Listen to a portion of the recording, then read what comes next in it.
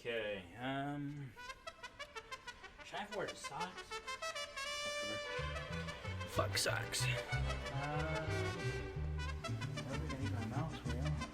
Man, I look fucking wild. I look deranged. I look nuts. I look young. I look, oh shit. Alright. Hopefully we cut most of that out, but it kind of... Oh. Okay, there we go. Hey, hopefully we cut most of that out. But kind of depends on how much of the runtime I need to pad. Starting off strong, already out of breath. Let's get it out of the way, the big exhale. We're back. We're back, crew. Howdy. This is the Devil's Advocate. My name is Jack. This is episode 6, and we're going to call it the Six-Fingered Man. It's a little Princess Bride reference. Hey, did you know in The Princess Bride, Robin Wright's character is only listed on IMDb as the Princess Bride? Does she have a character? If anyone knows, let me know. She also goes on to play Claire Underwood in House of Cards. She is not the mother of Wonder Woman, but she's some chick from the Justice League who helps Wonder Woman beat things up. If in case you were wondering, which no one was. And then Carrie Elwes, who was the main person. The only thing I could find recently on his IMDb that he was in was apparently he was the mayor in Stranger Things. No shit. But that guy fell into obscurity. But the thing, he is the first person listed on IMDb. And then after that, Robin Wright is the 8th person listed. Where is the justice? Mandy Patinkin, who plays Indigo Montoya, who has substantially less screen time, gets 2nd. This is some shit. Anyway, that's all I needed. Bye. I remember watching that show on the back of a lot of car rides, and so I like that movie. And my father probably was killed by a six-fingered man. I'm adopted. I can make up whatever story I want. That actually brings me to the reason. First, I know 8, maybe 9 of you were eagerly awaiting last week's episode, but I wasn't able to record it because I was celebrating a national holiday in Romania. It's called Kuala Lumpur, and that roughly translates to Angry Caravan People Appreciation Week. And to celebrate, I sold my car for under $1,000, got drunk while playing a farming simulator, because that's about as close as many Romanians come to finding food on a regular basis. So, yeah. No, I did. I unfortunately did sell my 2009 Ford Escape, affectionately named El Diablo. I didn't frame the shot well. I thought I was going to be more to the left. I must have touched something. Whatever. Fuck it. Yes, it had a KBB value of 1,200, but it had a cracked windshield, damage on every quarter panel, and a rusted wheel well. Didn't clean it out very well, but hey, we got it. We got $1,000. Technically $950, but I tell people $1,000 because it sounds like it's better. Yeah, and then the farming simulator I've been playing is Stardew Valley. I don't know if I'd recommend it. You can only play it if you have friends. I think it's pretty hard to play by itself. Nobody gives a shit anyway. So, yeah, it's Devil's Advocate. You know the deal. I'm arguing with myself. I'm trying to keep it fun. So I'm not going to be talking about anything in the current events. You know, if you want to hear about how sad and terrible the world can be, just go on Facebook anytime for the next 100 years. I don't know. Or whenever Facebook is shut down by China. So today's episode is sponsored by lemonade. Lemonade has been the acidic drink of choice for people with kidney stones and upper middle class families.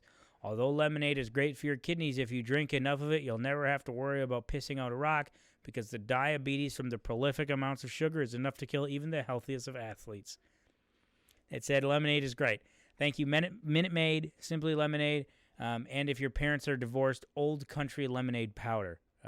So thank you, Lemonade. Appreciate it. You're keeping the lights on. Okay, and some upcoming stand-up dates. I got 2, so we're just going boom, boom, and then we can move on faster. Look at them. Go ahead. Come to them. It'll be cool. All right, let's talk about the first topic, and it is actually today's sponsor, but it's true. Let's talk about lemonade a little bit. Now, this is hard to get into. The pros, I think, this is one where I think there are probably more negatives than pros, because if you don't like the tartness, the bite of aggressive acidic citrus, then you probably fucking despise lemonade. I myself love it. So I think lemonade is one of the greatest juice options. And here's the thing, it's almost always everywhere. Like, you can count on it. Like, even shitty continental breakfasts usually have lemonade. So if you need a drink that you can get at any shitty gas station, you can pretty much get it at any restaurant. Lemonade's a good one, okay? So if you need a consistent drink in your life that isn't alcoholic but easily can be made alcoholic, lemonade, baby. This is the good stuff. So lemonade's a great one.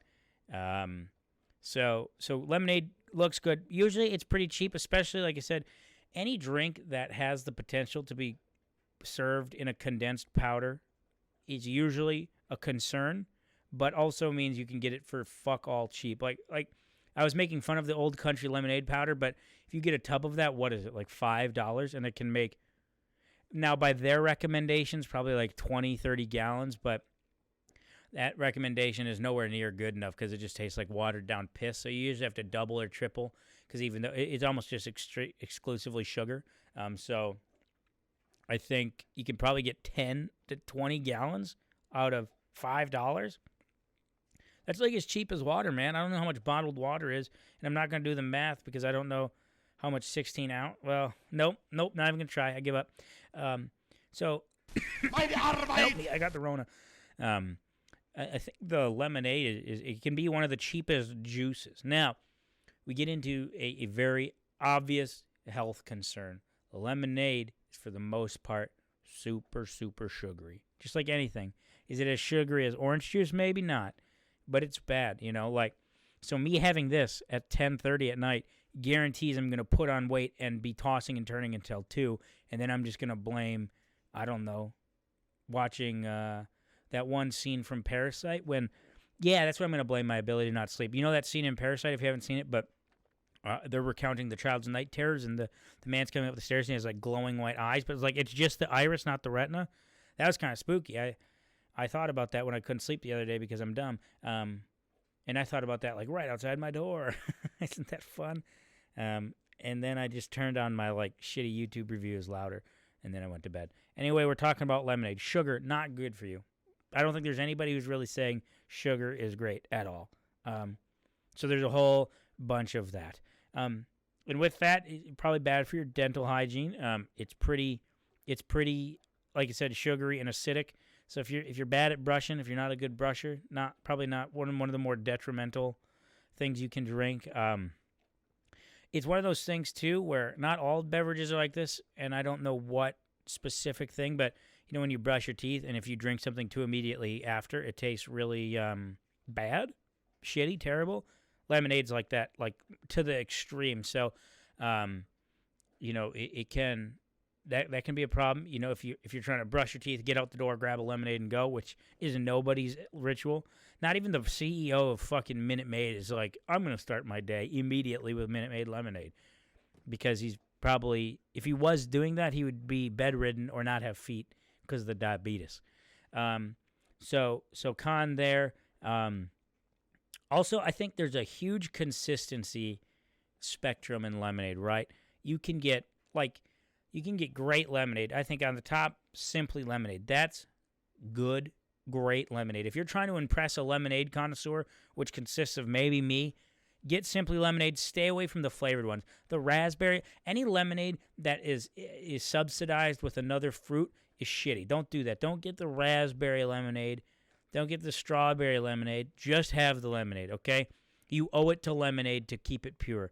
No, I think normal Simply Lemonade is one of the best. But then, I don't know what the fuck Applebee's makes their lemonade out of, but that is undrinkable swill. It is so disgusting.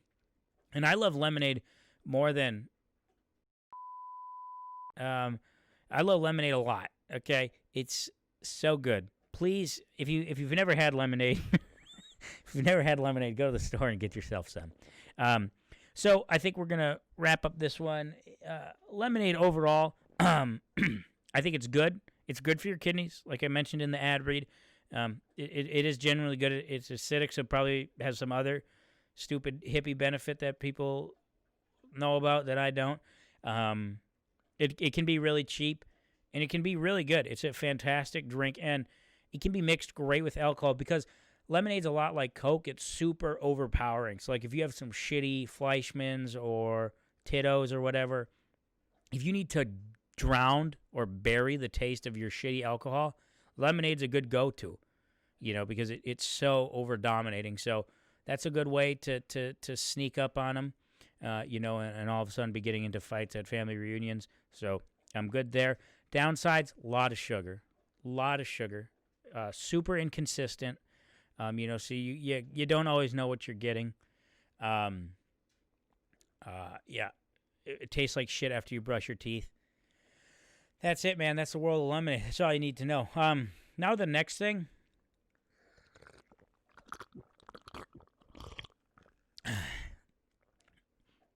I'm actually having old time. No, I'm having this really not shitty, this organic lemonade that Jordan got from the health food stores.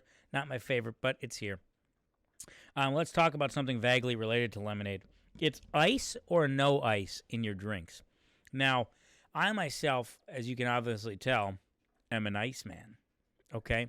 I think ice belongs in every drink with the exception of extremely expensive whiskey. And even then, depends on this particular whiskey because some whiskeys will behave differently on ice. And also, if you're getting like the single ice cube, that's different than, this trailer ice. I don't call it trailer ice, but whatever. So let's talk about it. So I think the big pros, the most obvious one is it keeps your drink cold. Okay? That's good. People like that. Now, the argument directly to that would be, why are you buying things that aren't served cold? Not everything needs to be cold. That's fine. But you can't control the temperature. And I'm going to be curious what the average temperature of like a McDonald's gun beverage thing is. If I go, like, well, how cold is that? And also I think you need to consider the season. If it's winter, and you have a cold ambient atmosphere, maybe you don't need ice. But if it's summer and you don't have ice, you're gonna be drinking a hot ass Coke, and that's gross. Okay, you don't want that. So, obvious pro, you're keeping your drinks cold. That's important. That's good. You gotta have it. Second one, I think it looks a little classier. It looks like you're in control. Like if you let's say you go into a bar, and you see a person on this bar. This is a bar. I'll Photoshop a bar right here. Okay? And on this bar, you see a man, poof, with a glass of whiskey, neat.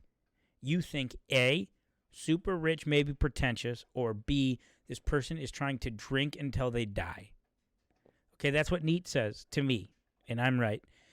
If they have ice, then you're like, oh, they're sipping it. They're enjoying it a little more, I think.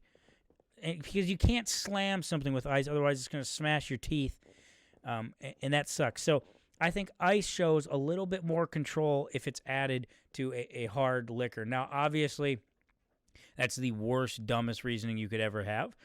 But obviously, some alcohols are changed, like depending on if they're oily or not, by like the actual addition of ice. But I think ice it feels classy. It has a little more audible chutzpah to it, Because if you just swirl around a normal drink, then what are you?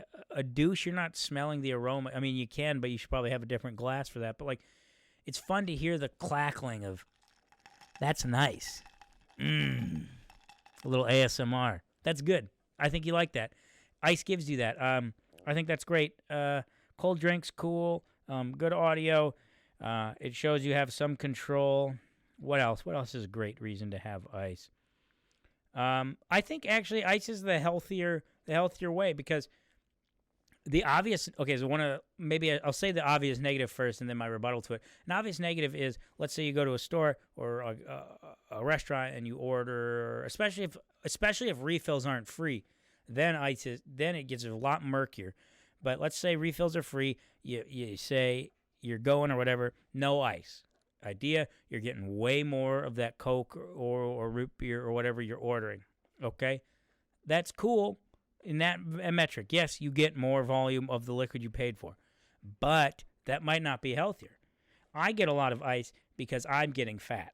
and I try not to drink soda, but when I do, I'm like, yo, bitch, load up that ice.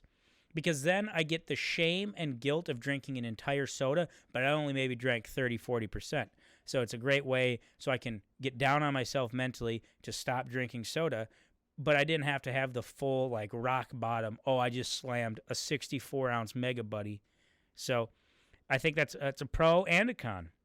You get less liquid, but maybe you need less liquid. Do you need less liquid? Ask it. Put your comment answer.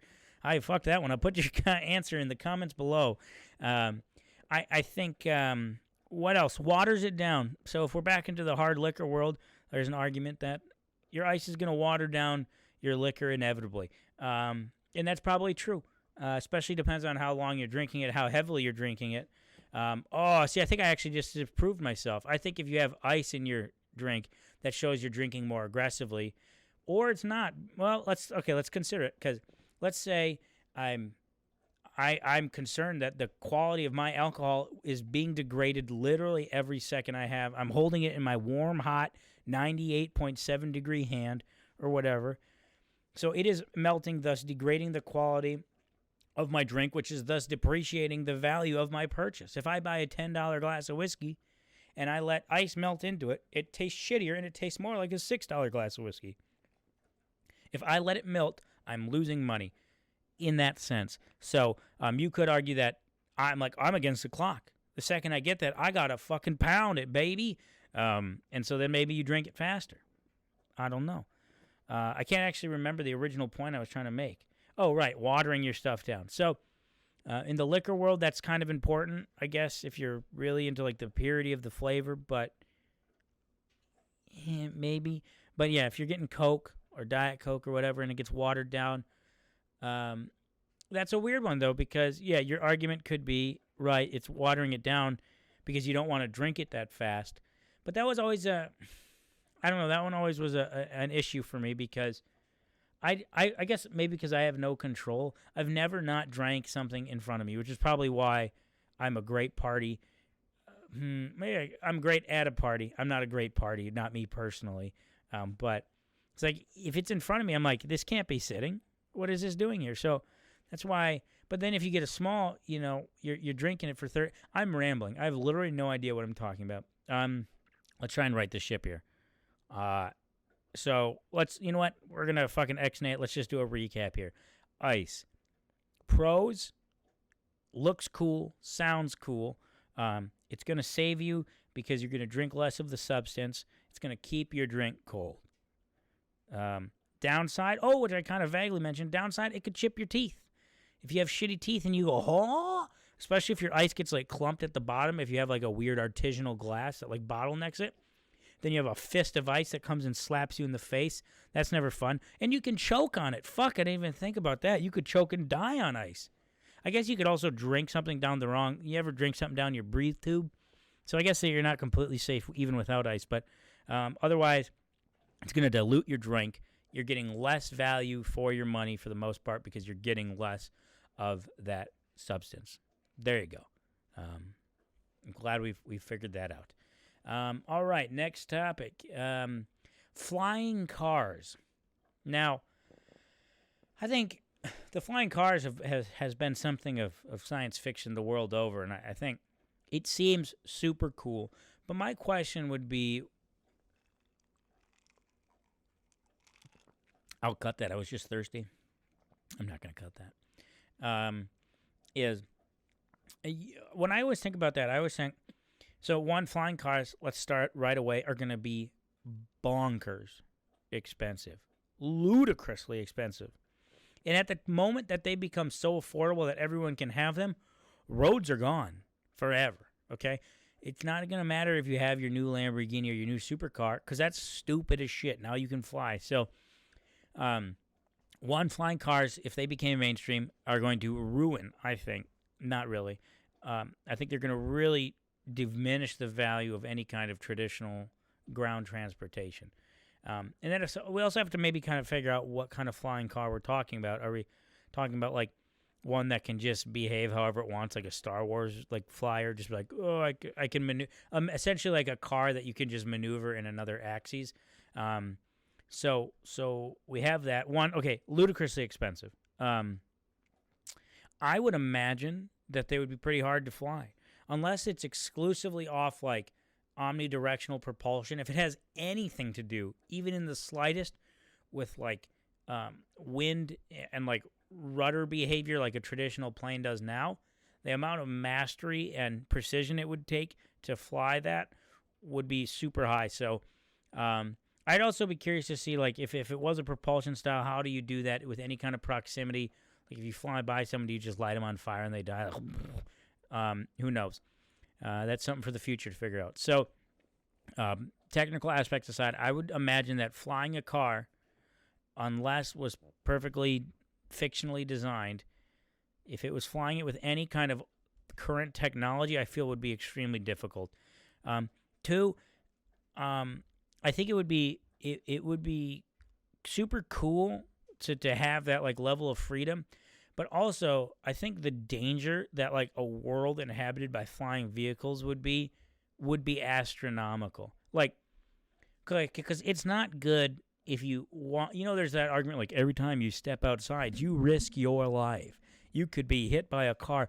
Imagine having that risk at all times. Like, you didn't die in your sleep. You run the risk of being hit by a car. Because you could just be upstairs in your room and a drunk flying car just like, oh, God, help, man, right into your house. Like, especially like in cities, like in Star Wars and shit, you see them like flying between skyscrapers. Like, how many shitty drivers do you know? Okay, how many people are so bad and awful at driving? Now imagine giving them the ability to fly with that car and plow you on the second floor, hit your house on the second floor. Like, dude, the world is going straight to hell. The second flying cars are real. The death toll, maybe that's why there's few flying cars, is because so many people die. Like, half the world just plummets. Also, do you think flying cars would be good? No, flying cars would probably suck in like a wartime application. Like, some person who has to be able to tolerate 2 or 3 Gs, like, they're going to get pile drive by a drone. So I don't think flying cars have a wartime need or whatever. Let's see. Yeah, I think, and also, like, I try to think of, like, so what's your car insurance right now? Okay. Like $75 to maybe $200, depending on let's say $50 to $200, depending on if it's just liability, if it's full coverage, the age of your car, your driving record. I think it's pretty safe to assume most people fall right in between in there per car or whatever. Got it out of the way. Always have one. Do you think, like, your insurance, because in that, what are the average coverages? Like 100,000 of liability, or, do you know how much damage you can do to a car when you hit it with another car? A lot. Okay, you can do an entire car's worth of damage. Do you know how much damage you can do with a car if you could fly that car directly into a building or a bank or a medical center?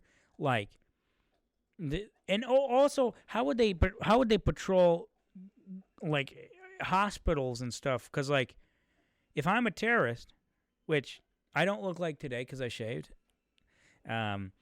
is because let's say that all these cars are flying to the hospital, right? If I'm a terrorist, I'm just going to be like, instead of turning left and parking, I'm just going to keep going and hit the hospital.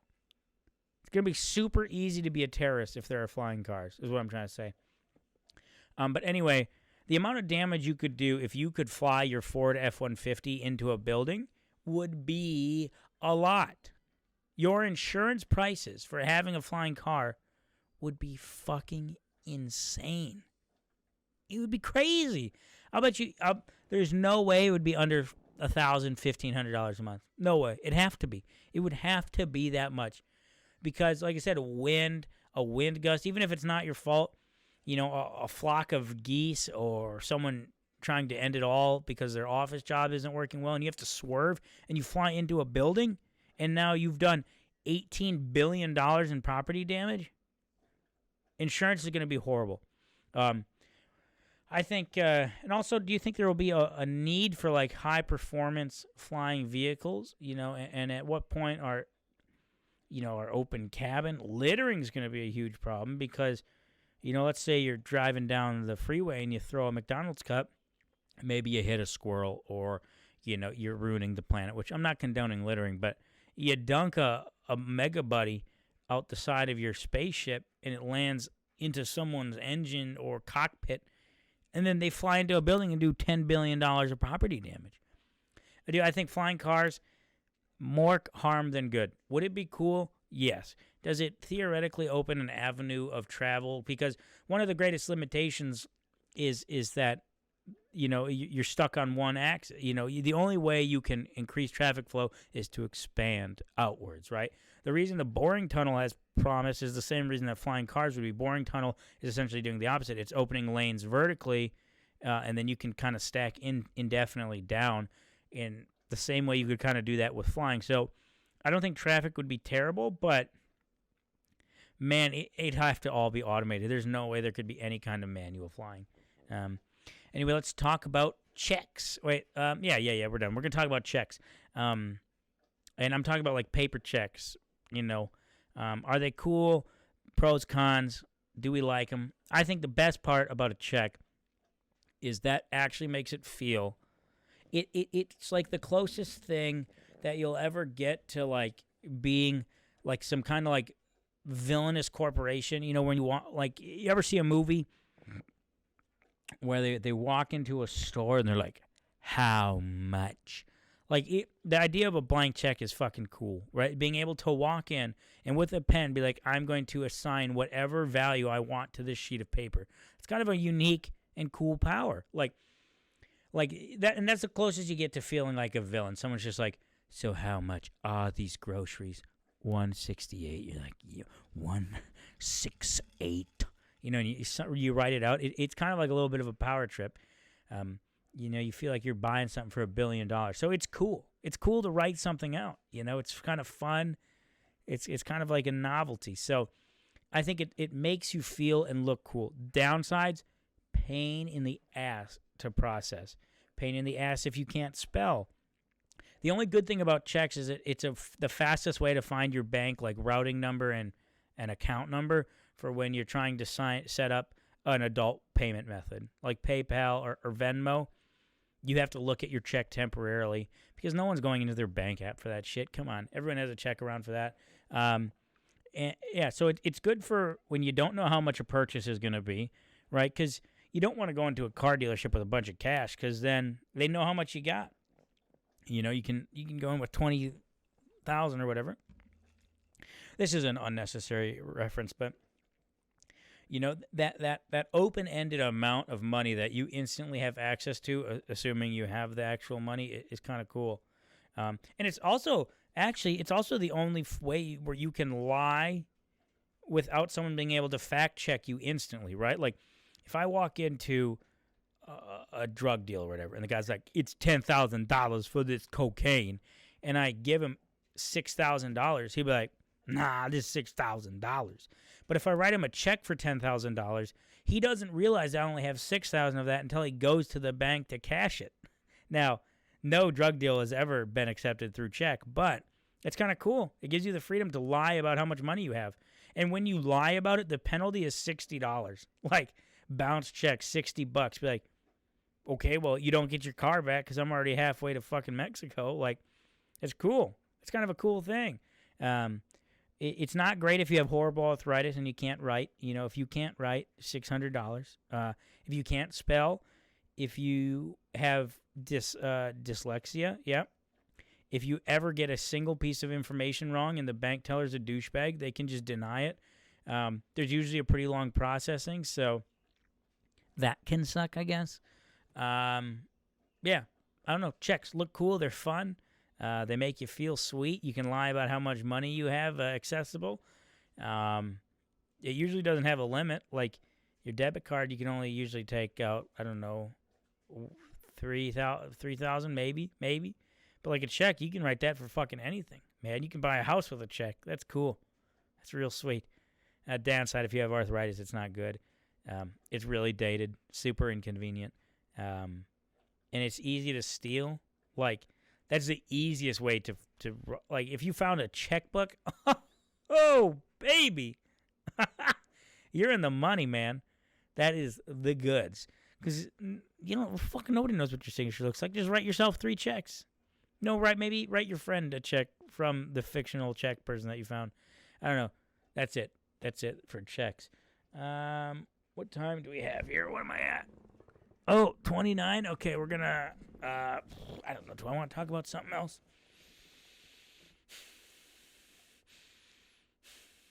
Yeah, we'll talk about karaoke quick. Pros and cons of karaoke. The Lord's Dance. Karaoke is fun. Okay, I think it's fun, and it's kind of, it's in the same way. It's like in the same vein of somebody who's a little or a bit overweight, still wearing something sexy, or like a bikini or a swimsuit, and being confident. There's some really fun, charm and empowerment from seeing someone who's not a great singer go up there, grab the microphone, and sing their fucking heart out. And, like, the confidence and fun and energy that they put towards it kind of compensates for the fact that most people who sing karaoke aren't great at singing. So there's a really fun thing in watching people drink so much that they kind of propel themselves to a level of courage that they don't otherwise have. It's kind of fun. It's like a proud parent moment, Your friend who's, crippled with social anxiety, you pump enough vodka LaCroix into him, and now he's singing Living on a Prayer like he is Aerosmith. Is that who sings that song? I don't know. I think that's kind of cool. Downside is right there. Some people are really bad. Really, really bad. And you run the risk of irreparably ruining the memory of your favorite song. Because, like, I like the song Paint It Black. If someone went up and sang Paint It Black and butchered it, I see a red door and I want it painted black, that's all I would ever remember. Forever. And it would ruin that song for me. And if you're not drunk and you're sober and you're like, you hear like, dun, dun, dun, dun, dun,